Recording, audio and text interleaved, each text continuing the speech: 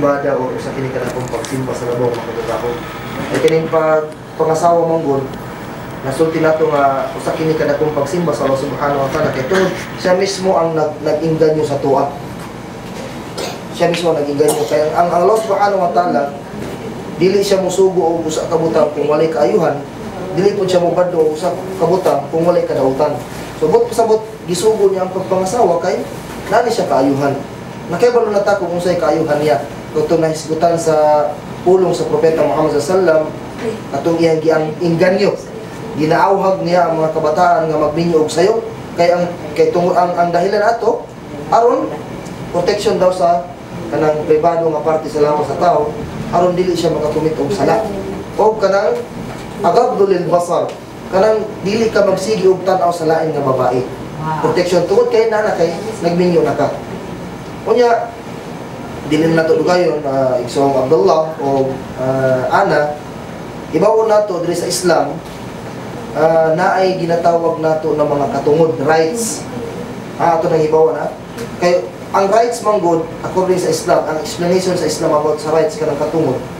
Kung dili nimo mahatag diri sa kalibutan, pagatinglon ka na sa mga pagabot sa pikas nga kinabuhi.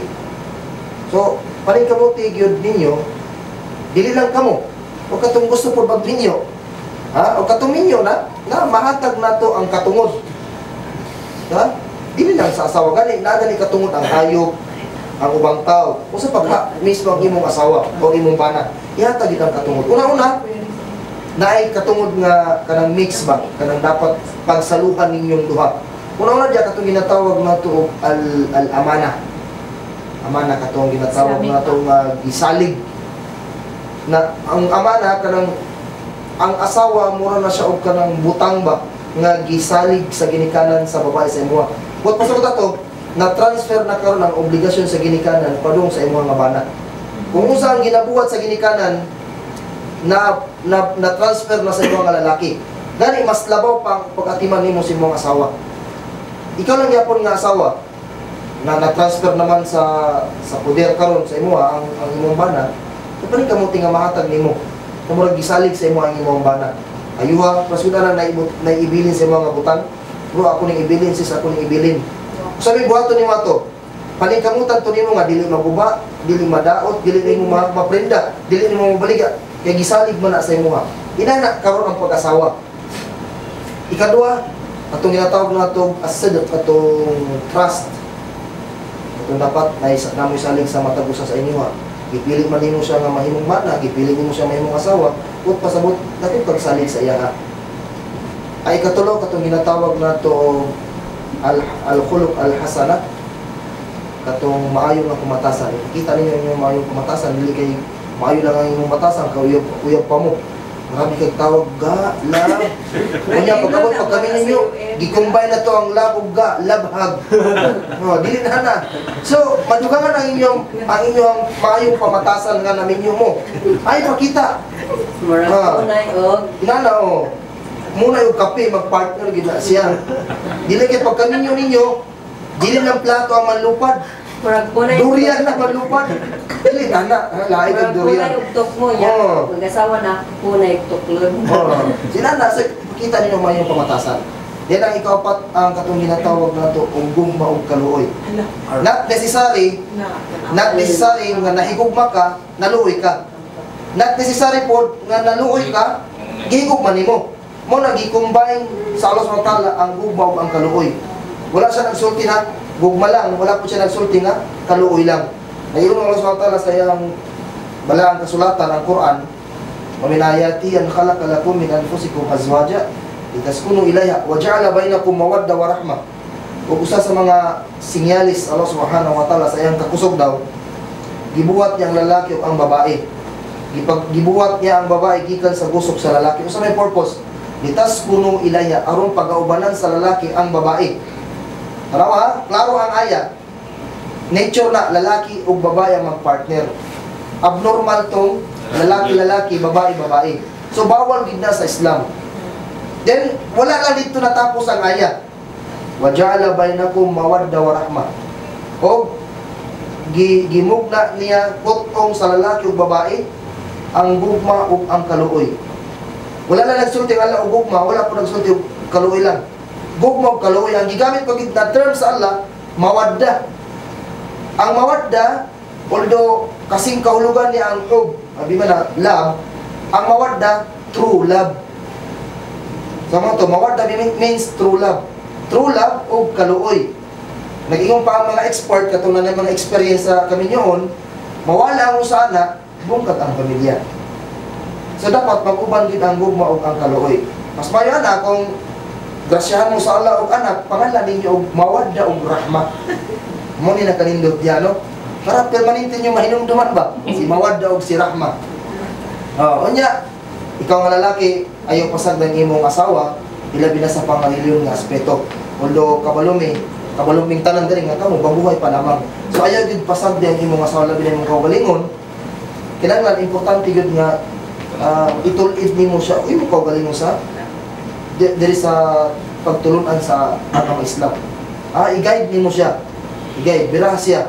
Kay nag-ingon ng Allah subhanahu wa ta'ala, ya ayyuhalladhina amanu qu anfusakum wa ahlikum nara. O kamong mga manunoo, hawasa ang inyong pamilya, gikan hawasa ang inyong mga kaugalingon, o uban ang inyong mga pamilya gikan sa nagdilaab nga kalayo.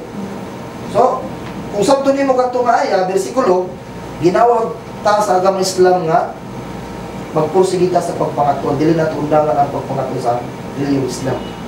Yan ihatag nimo ang katungod sa imong asawa, kuno nga diya ang pagsustento.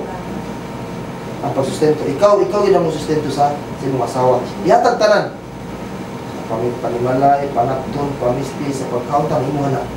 Ihatag ka na kay katungod sa imong asawa. Yan ikaw pud nga asawa, ihatag pud ang katungod sa imong bana. Pagasundo nimo siya kung unsay iyang mga order. Basta order nga dili makadaot sa imong pagkatao o sa imong pangrelihiyon. Then importante pag pangamuyo nimo, basa ko sa Ilonggo, pag pangamuyo, pag simba, importante na permanente gid na. Ayaw ninyo putla. Then ang maayong pamatasan, ibubaw nimo siya, at ibalo nimo siya. Labi lang yung kaptangan, ikaw ang muamuma, ikaw ang mo protection, siyang panimalay, siyang kaptangan. Labi na kung namoy grasyan mo sa Allah subhanahu wa ta'ala ka ng mga anak. So, anak kasalalin na sa babae. Then, dili ka pwede mo gawas sa balay kung walay panangit si mong bana. Dili pwede. Kailangan manangit yun ka. Dili kay katong diha na ka manangit si mong bana nga nanan mo sa mall. Ikaw na lang paglungag diha kay manihapon ko daan diri. Dili pwede nana. Harap na. Harap na siya. Karang mo gawas ka nga dili ka manangin si mong bana. Protection kasi mong bana nga paglungag na lang diha kay manihapon ako daan diri sa kuan. Nalang ko sa Singapore. Sa lang. Nag-shawarma ako diri. Bawal na bawal. Bisan pag kinalo manangin jud kasi mo. Nya dili ka pwede magpasulod sa imong balay kung wala pagtugod si imong bana. Usay man maka-cause o kanang mga tentasyon ba? Kana magpasulod ka og laing tao nga walay pagtugot si mong bana. Ikaw lang gyapon nga bana. Not necessarily manangit ka og kinahanglan kag permiso sa imong asawa, pero kabalo ka nga ayo pagpatakag pasulod aron dili mabungkag ang trust diha. Bisag friends. Kinahanglan manangit gyud gyapon. Manangit Sa babae, sa babae lang gyapon. Manangit lang gyud gyapon. Manangit ka. Ina na ang relihiyong Islam. Unya kailangan kung magpagwapa ka sa atubangan si mong bana. Dili ka magpagwapa sa atubangan nga tao. Namang ubang asawa nga tabi lang no. Namang ubang asawa nga grabe ka ayo maka dili na mamintura sa ilahang naong. Naingon na Christmas tree. Unya pagabot siya balay tapuhan. Kaya masuko dili. Kumbaga kung magpagwapa man ka sa laing tao, imong bana dili nimo pagwapahan. Unya kung gawas ka halos iligo nimo ang perfume. Unya sa balay halos dili ka maligo. Gamay ka nga. Bana na bitaw na ako, bala di ma ka kuwang. Kung dili na. So magpagwapa ka, magpa-sexy ka, atubangan si mong bana. Ayaw pagpagwapa, pagpa-sexy, atubangan sa lain na tao. Ano man kay ang Islam ang gud nagtuumi nga dili makasala ang lalaki, dili pud tungod sa panintal sa babae. Kaya nagtuo man gud pinamang gud pulong ang propeta nga ang babae si hamos syaitan. Ang babae daw pana ni syaitan ba, pana sa yawa. Mo na last option ni yawa. Kung dili ka madali sa lain butang, 100% dili ka madali sa babae. So na importante i-practice ang pagtulunan sa agama Islam. Aron magbalampuso ng inyong pag-uban sa kalibutan andun sa pikas nga kinabuhi. Sundan ninyo kung usa tong nakasulat sa Quran. So mo lang siguro kadto ako ma-share sa inyo ha. Inatunta nga ning tatak sa inyong mga limpatakan ang tudlo sa agama Islam. Og sa mga pong tanan alhamdulillah. Dili lang kadto para sa inyo ha, para pod sa tanan.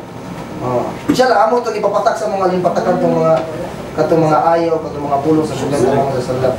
So, kulo pa lihada, wastaghfirullah li wa lakum sa muslimin wal muslimat, wastaghfiruhu innahu huwal ghafurur rahim. Wassalamu alaikum warahmatullahi wabarakatuh.